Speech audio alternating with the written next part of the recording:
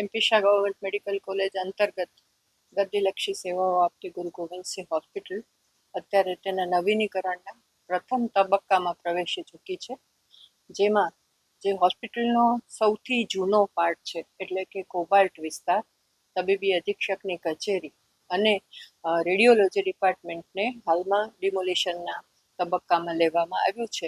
એટલે પ્રાથમિક તબક્કામાં ઓછામાં ઓછી દર્દીલક્ષી સેવાઓને તકલીફ પડે એ પ્રકારના વિભાગો શિફ્ટ કરવામાં આવ્યા છે. તબીબી અધિક્ષકની કચેરીનું સ્થળાંતર થઈ ચૂકેલ છે. રેડિયોલોજી ડિપાર્ટમેન્ટનું તબક્કાવાર સ્થળાંતર જ્યાં સુધી એમને લગત સગવડો 100% પૂર્ણ ન થાય અને દર્દીઓ પરેશાન ના થાય એ પ્રકારની સવલતો ઊભી થઈ જાય, બાદમાં રેડિયોલોજી વિભાગનું સ્થળાંતર કરવામાં આવશે, જેને કોલેજ તરફના એટલે કે જૂના મેડિકલ કોલેજના ફોરેન્સિક ડિપાર્ટમેન્ટમાં અને જૂના મેડિકલ કોલેજના જૂના કેન્ટીનમાં અકોમોડેટ કરવામાં આવ્યા છે, જેથી કરીને એક જ જગ્યાએથી દર્દીઓને રેડિયોલોજીની સેવા મળી રહે. તે ઉપરાંત જે કોબાલ્ટમાં જે જૂના બિલ્ડિંગમાં ઓર્થોપેડિક ડિપાર્ટમેન્ટના વોર્ડ, ઓપ્થેલ્મોલોજી વિભાગ, ઈએનટી વિભાગ અને ઓપીડી વિભાગ હતો, તેમાંથી અત્યારે ઓપ્થેલ્મોલોજી વિભાગને ટ્રોમા સેન્ટરમાં 1 અઠવાડિયામાં શિફ્ટ કરવામાં આવશે. ઓર્થોપેડિકના વોર્ડ્સ હાલમાં જૂના બિલ્ડિંગમાં શિફ્ટ કર્યા છે, પરંતુ એના માટેની ઓલ્ટરનેટ વ્યવસ્થા 700 બેડના સેકન્ડ અને થર્ડ ફ્લોર ઉપર ઊભી કરી દેવામાં આવી છે.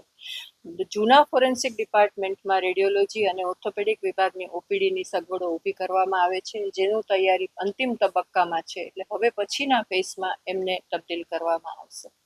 ઓપીડી માટેની જગ્યા રેડી થઈ ચૂકી છે, પણ આખા બિલ્ડિંગ એક સાથે અંદર બધા વિભાગો સંકળાયેલા હોવાથી હાલમાં ઓપીડીને સ્થળાંતર કરવામાં આવશે નહીં, જે છેલ્લા તબક્કામાં થશે.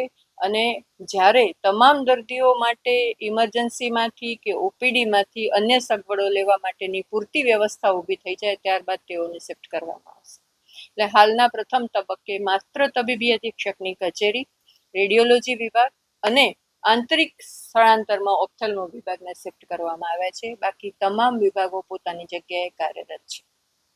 હવે પછીના કુલ જે જૂના બિલ્ડિંગમાં ઓપીડી વિભાગ આખો, જે ઓપીડીને લગતી તમામ સવલતો છે તે, પછી ઓર્થોપેડિક, ઈએનટી, ઓપ્થેલ્મો વિભાગ, રેડિયોલોજી વિભાગ, લેબોરેટરી સર્વિસીસ, ઓપીડી દર્દીઓ માટે જે આપવામાં આવે છે તે, અને તબીબી અધિક્ષકની કચેરી, આ જે જૂના બિલ્ડિંગના એરિયા છે એ બધાનું સ્થળાંતર તબક્કાવાર ધીમે ધીમે દર્દીલક્ષી સેવાઓ કોઈ પણ રીતે ખોરંભાય નહીં એ રીતે કરવામાં આવી રહ્યું છે.